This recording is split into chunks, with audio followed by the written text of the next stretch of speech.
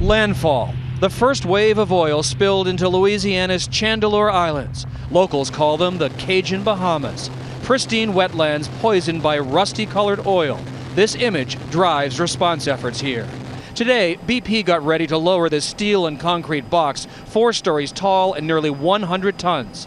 Engineers hope it will cover a leak a mile underwater and funnel oil to a surface ship. But no one's ever tried it at this depth.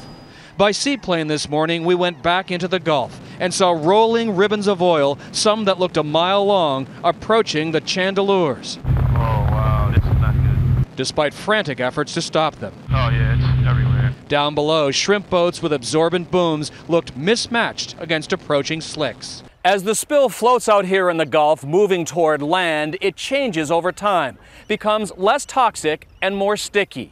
Eventually, it becomes like tar and clings to almost anything.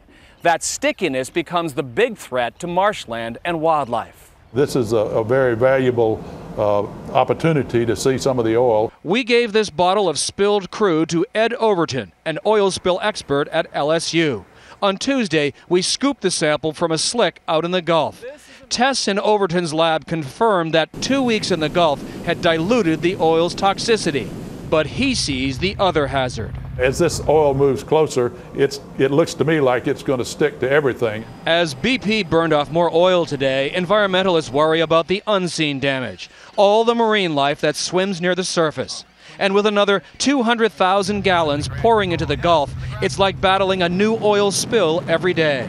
BP has also fought the leak with more than 160,000 gallons of chemical dispersants. Molecules in the dispersants attach to the oil and break up its density. The oil droplets then sink to the ocean floor. But dispersants include toxic chemicals. So toxic, critics say they do more harm than the oil itself. Just because we don't see dead birds on the beaches doesn't mean that we don't have a serious wildlife problem.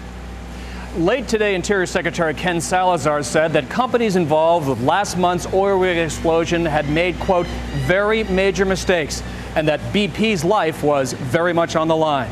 A complete safety review is underway, and Salazar says the federal government will issue no new offshore drilling permits for at least the next 3 weeks. Katie? Mark Strassmann reporting tonight from Venice, Louisiana.